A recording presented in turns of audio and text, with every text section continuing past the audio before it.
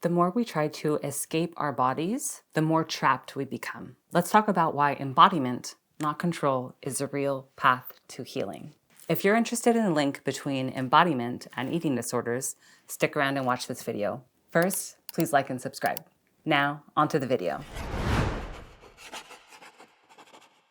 Of all psychiatric diagnoses, eating disorders have amongst the highest mortality rates. Trends are becoming increasingly concerning, with more women struggling globally, rising prevalence amongst younger populations, and increasing diagnoses amongst men. This escalating crisis demands innovative approaches for both understanding and treatment. Historically, Western philosophy, most notably through René Descartes' famous declaration, "I think, therefore I am," that has promoted a mind-body dualism that privileges thought over the felt experience. And in this framework, the self is synonymous with the mind, while the body is seen as something to be tamed or managed or even mistrusted. This dualistic lens has deeply influenced mental health treatment, including eating disorder recovery, where approaches have long centered on correcting distorted cognitions and enforcing compliance with externally imposed rules. As a result, many treatments focus on behavioral checklists and cognitive reframing, while leaving embodiment, which is the lived internal experience of being in and from the body, it leaves that out of the equation. And the consequence is an emphasis on intellect over intuition,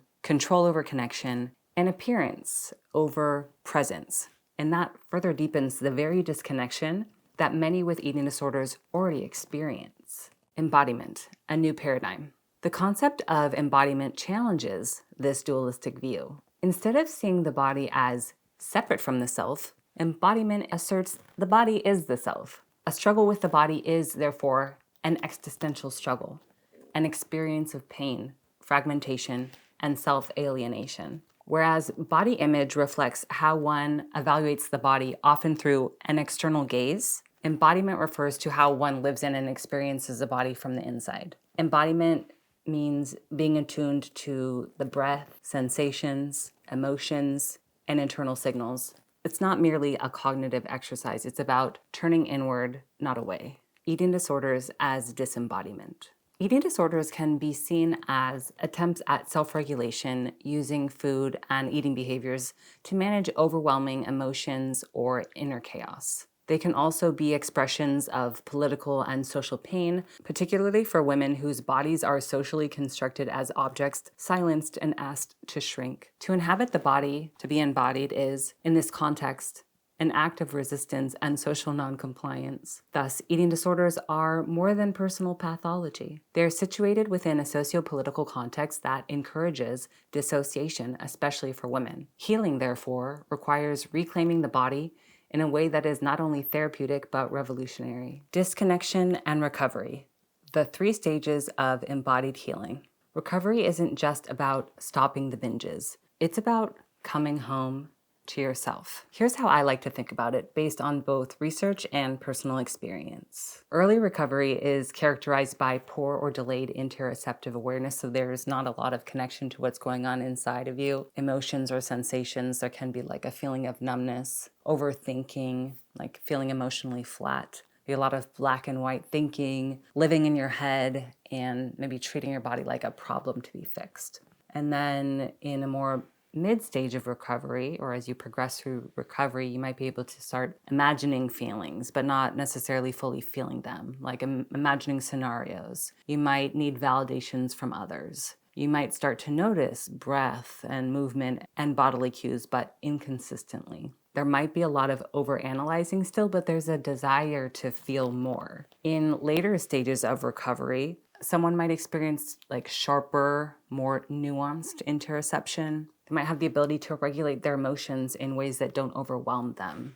They might experience a growing sense of attunement to their body. They might feel empowered to move their body with their emotions and not to escape their emotions or their body. They might find that they are willing to hold paradox, joy and grief, hunger and satisfaction, these type of things at the same time. The irony of disordered behavior. Paradoxically, those suffering from eating disorders try to escape their bodies and their emotional experiences, but become hyper-focused on the body in a dysfunctional way. It's like a Chinese finger trap. The more one tries to escape, the more entangled they become. A critique of standard care. Current assessment tools and treatment models are often disembodied. The gold standard in assessments, such as the eating disorder examination questionnaire, focuses on external behaviors and appearance, reinforcing the very disconnection that they aim to treat. Treatment often emphasizes weight restoration and compliance, sometimes at the cost of agency and voice. Many individuals experience this as patriarchal or oppressive, perpetuating the dualistic split between body and self.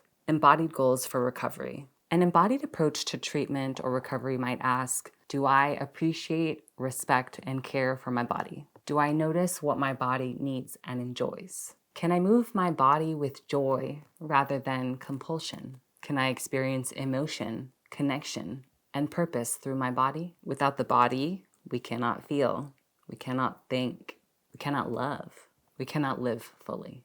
The future of treatment. The disembodied focus on weight, shape, and behavior continues to reinforce the problem. We must move toward an embodied approach as the gold standard, one that validates the lived body and honors the full spectrum of human experience. Eating disorders may be disorders of disconnection, and recovery may be the process of coming back to our senses, literally and metaphorically.